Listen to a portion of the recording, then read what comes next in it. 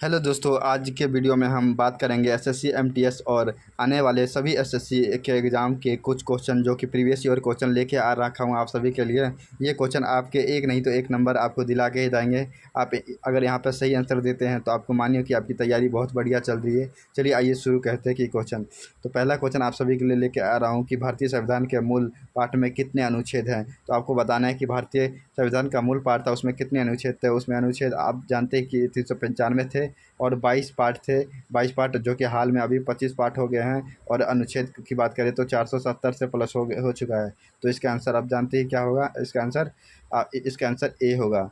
उसके बाद अगला क्वेश्चन आप सभी के लिए लेके आ रहा हूँ। अगला क्वेश्चन है कि कौन सा अनुच्छेद महाराष्ट्र और गुजरात के संबंध की बात करता है, कि विशेष अधिकार की बात करता है। तो इसमें बताना है आर्टिकल कौन सा है। तो आर्टिकल 371 ए कहता है। और 371 ये कहता है कि आप सभी के लिए नागालैंड की बात करता है, आप सभी का नागालैंड की बात करता है। उसके बाद अगला क्वेश्चन करते हैं, धार्मिक मामलों से प्रबंध की स्वतंत्रता कौन से आर्टिकल से है, कि धार्मिक मामलों का प्रबंध कर सकते हैं आप इस कौन से आर्टिकल में क्या रखा है। तो इसका भी आंसर ए होगा। आर्टिकल 26 कहता है। आप जानते हैं धार्मिक स्वतंत्रता की बात आर्टिकल 25 से लेके आपको आर्टिकल 28 तक दिया गया है कि धार्मिक स्वतंत्रता की बात की गई है। वहीं अगर अगला क्वेश्चन की बात करें तो अगला क्वेश्चन कहता है कि आपको कि भारतीय संविधान का अनुच्छेद 76 से किससे संबंधित है। भारतीय संविधान का अनुच्छेद 76 किससे संबंधित है। तो आप जानते हैं कि यह भारत के महान्यायवादी से संबंधित है ना। तो आज का आंसर ए हो जाएगा, जो कि भारत के महान्यायवादी से संबंधित रखता है। आपको बताना है कि भारत के राष्ट्रपति का आर्टिकल कौन सा है। आपको कमेंट में आंसर देना है। फिर अगला क्वेश्चन करना है कि कौन सा अनुच्छेद शिक्षा का अधिकार से प्रबंध करता है। आपको बताना है कि इसका कौन सा अनुच्छेद है जो शिक्षा का अधिकार का प्रबंध करता है। तो आर्टिकल 21 ए है, जो कि शिक्षा की बात करता है, जो कि 6 से लेकर 14 साल तक के सभी बच्चों को निःशुल्क शिक्षा की बात करता है। वहीं अगर 23 की बात करें तो 23 कहता है राइट टू एक्सप्लोर, मतलब किसी के साथ आप ज़बरदस्ती नहीं कर सकते। वहीं अगर 24 ए की बात होता है तो किसी भी कारखाना में आप 6 से लेकर 14 साल तक के बच्चे से काम नहीं करवा सकते। वहीं 25 की बात करें तो आपको किसी भी धर्म को मान सकते हैं।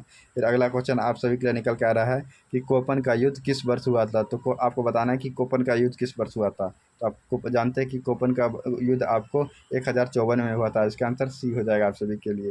फिर अगला क्वेश्चन निकल के आ रहा है आप सभी के लिए कि बेलग्राम का प्रसिद्ध युद्ध कब लड़ा गया था।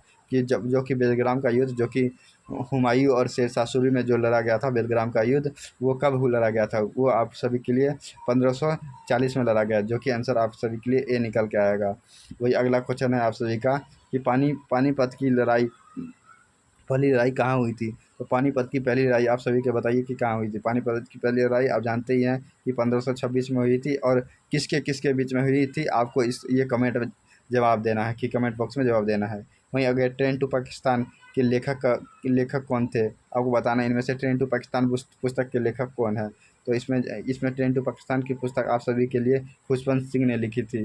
जो खुशवंत सिंह ने ट्रेन टू पाकिस्तान की पुस्तक लिखी थी। वहीं अगर बात करें सत्याग्रह प्रकाश नामक किताब की रचयिता कौन है। सत्याग्रह नामक प्रकाश की किताब के रचयिता कौन है। तो आप जानते हैं कि इसका दयानंद सरस्वती, जो कि ब्रह्म समाज की स्थापना किए थे, उन्होंने ही लिखा था सत्याग्रह प्रकाश नामक किताब।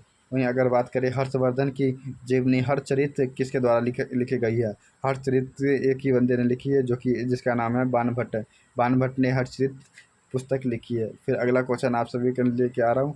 अगला क्वेश्चन है कि मेघदूत की रचयिता किसने की जाती है। मेघदूत की रचयिता किसे कही जाती है, एवं मेघदूत की रचयिता किसने की है। उसके बाद जानते हैं कि आप नहीं, बाणभट्ट ने तो नहीं की है, विष्णु शर्मा ने भी नहीं की है, कल्हण ने भी नहीं की। मेघदूत का रचयिता कालिदास ने ही की है। फिर अगला क्वेश्चन आप सभी के लिए निकल के आ रहा है कि किस ग्रह को नीला ग्रह भी कहा जाता है। तो आप जानते हैं पृथ्वी को नीला ग्रह भी कहा जाता है। इसका आंसर ए हो जाएगा आप सभी के लिए।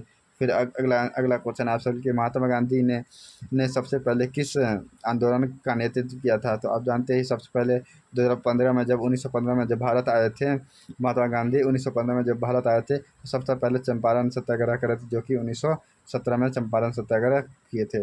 अगला क्वेश्चन आप सभी के लिए निकल के आ रहा है कि 1942 में भारत छोड़ो आंदोलन किसके द्वारा शुरू की गई थी। तो आप जानते हैं भारत करो या मरो का नारा किन्होंने दिया था, महात्मा गांधी ने ही दिया था। और इसी प्रकार के अगर नए नए क्लास आप सभी के सामने लेके आता रहूँगा। अगर आपको वीडियो अच्छा लगता है तो लाइक एंड कमेंट जरूर करें, और नई नई क्लास आप सभी के सामने मैं लेके आता रहूँगा।